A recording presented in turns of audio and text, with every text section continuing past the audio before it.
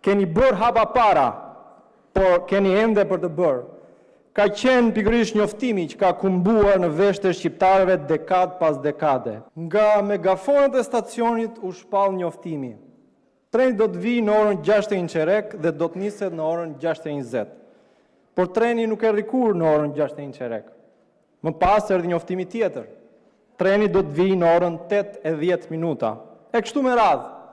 Ti vazhdoje të rije ulur në sallën e pritjes duke menduar se do vi se s'bën në 8:15. Kjo ishte një gjendje pritshmërie mesianike, ku shpalljet e njoftimeve të mbërritjes iminente të Mesiasit jepeshin vazhdimisht.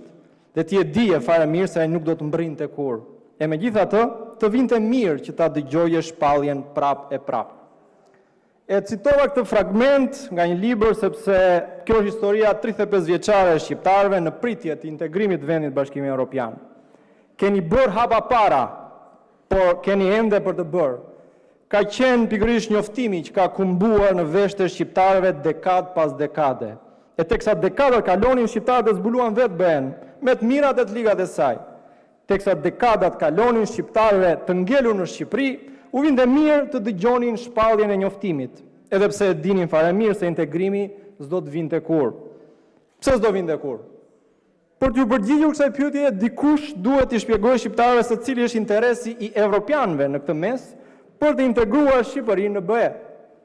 Ç'interes ka për të integruar një vend i cili në raportin e Departamentit Amerikan të Shtetit për klimën e investimeve për vitin 2025 flitet për, dhe po citoj, korrupsion të gjithë përhapur në sektorin publik dhe në procedurat e prokurimeve publike, krimin e organizuar, konkurrencën e padrejtë të theksuar në raport në lidhje me ligjin për investimet strategjike, ekonomi informale e shtrirë gjerësisht, pasigurime çështjen e pronësisë për shkak të pamundësisë së nxjerrjes së titujve të pronësisë për shkak të mbivendosjeve, si dhe për mungesën e krahut punës për shkak të shqiptarëve që kanë emigruar kryesisht në vendet e BE-s.